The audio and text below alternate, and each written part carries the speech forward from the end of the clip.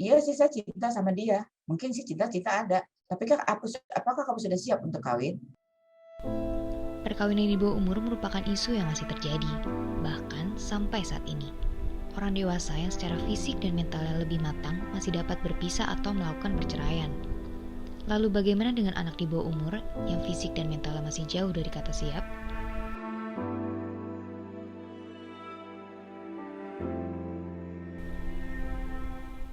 Di Indonesia, terdapat lebih dari 1 juta perempuan usia 20-24 tahun yang perkawinan pertamanya terjadi pada usia kurang dari 18 tahun dengan jumlah 1,2 juta jiwa.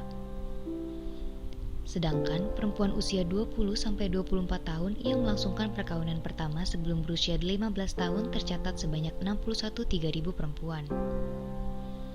Pada tahun 2018, 11% atau sekitar 1 dari 9 anak perempuan menikah di Indonesia.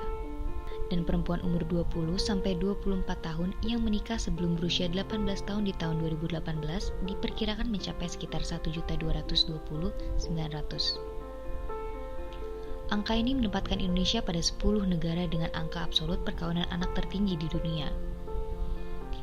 Hingga tahun 2020, jumlah angka perkawinan anak terus meroket.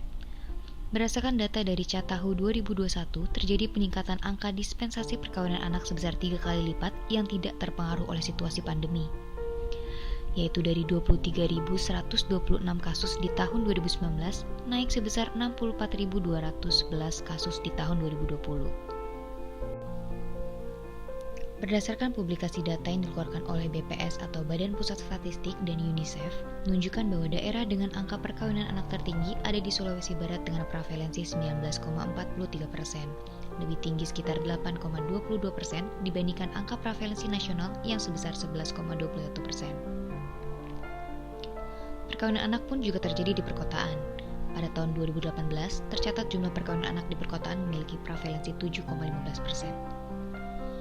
Walau begitu, angka ini lebih kecil dibandingkan dengan jumlah yang ada di pedesaan dengan prevalensi 16,87%. Pernikahan ini agak menyedihkan karena seringkali memang orang-orang yang melakukan pernikahan dini ini mereka kehilangan kesempatan untuk menjalani hidupnya secara paripurna gitu.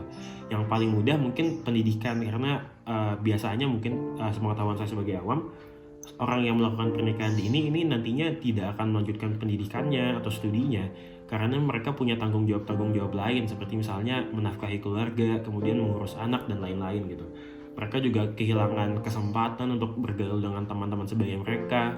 Kemudian juga pilihan karir mereka nantinya akan sangat amat terbatas karena ya mereka dibatasi oleh tanggung jawab mereka sebagai kepala keluarga atau mungkin ya kepala keluarga atau ibu dari seorang anak gitu. Oke, mengenai pernikahan dini sendiri, aku sendiri tidak setuju. Menurutku kurangnya edukasi untuk masyarakat, terutama masyarakat-masyarakat yang berada di pelosok atau desa mengenai bahaya pernikahan dini. Banyak sekali informasi yang beredar di masyarakat justru membenarkan adanya pernikahan dini ini dengan embel-embel untuk menghindari zina. Dan hal ini juga berkaitan dengan tidak terjangkaunya atau buruknya sexual education di Indonesia. Yang masih menganggap bahwa sexual education ini adalah hal yang tabu. Menurutku, aku bisa mengamati dan melihat ada beberapa upaya dari pemerintah untuk menyelesaikan masalah pernikahan usia anak ini.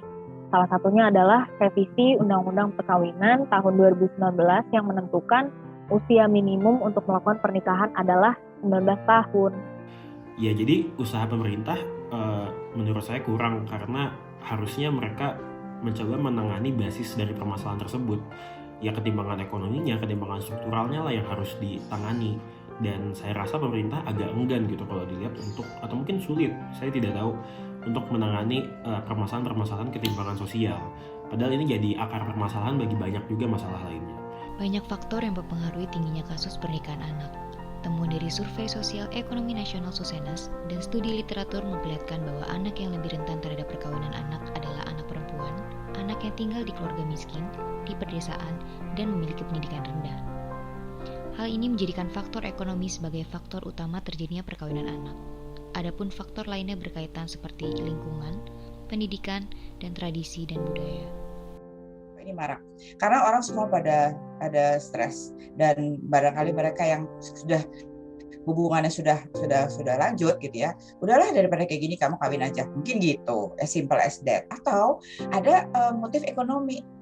Keadaan ini ada besar pengaruhnya dari status atau kondisi ekonomi kita juga. Selain kalau menikah itu memerlukan kesiapan finansial, jadi harus sudah bekerja mandiri gitu ya.